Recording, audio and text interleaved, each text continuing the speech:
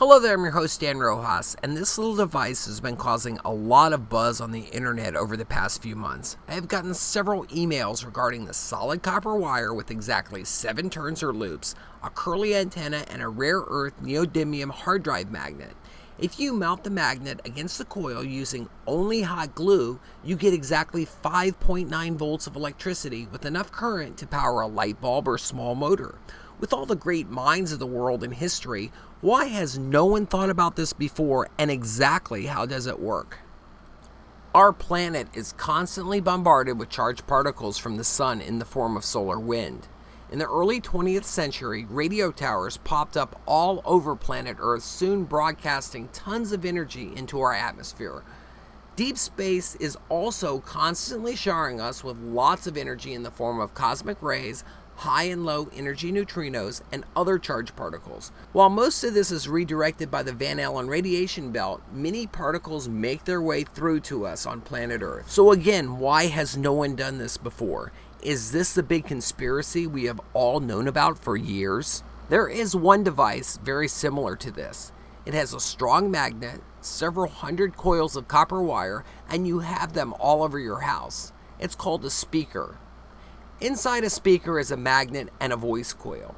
When the coil is energized with real electricity, it vibrates, creating sound. So if 7 turns of a copper wire next to a magnet produces 5.9 volts of electricity, why hasn't any speaker installation person ever been zapped by an unenergized speaker containing several hundred turns of copper wire? Why don't speakers produce electrical power? Actually, speakers do. But it does not fit the free energy category as sound waves are required. It's called a microphone. A speaker is basically a moving coil microphone in reverse. When sound waves impact the receiving membrane, it vibrates, causing the coil to move up and down inside a magnetic field, producing current through electromagnetic induction similar to a Faraday flashlight. This tiny current is then amplified with additional real electrical current to move larger speakers, creating loud sound. So a device like this with no moving parts can produce 5.9 volts?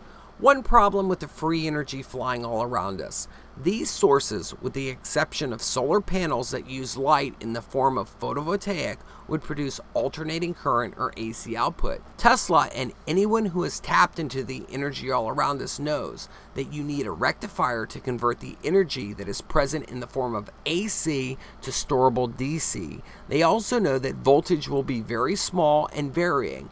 It will not be a constant 5.9 volts. So here we are, only a magnet, some hot glue, and a copper coil.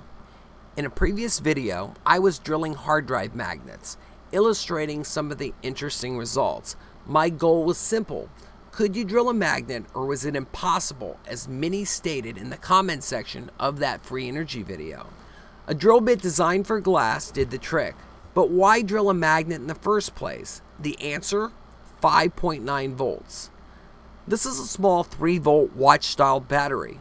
When you place 2 of them in series, they produce 6 volts. In this case, 6.1 volts. If you place one battery face up and the other battery face down on a rare earth magnet, just like any conductive material, the voltage will be in series. And because of the mild resistance produced by the magnet, you get exactly 5.9 volts.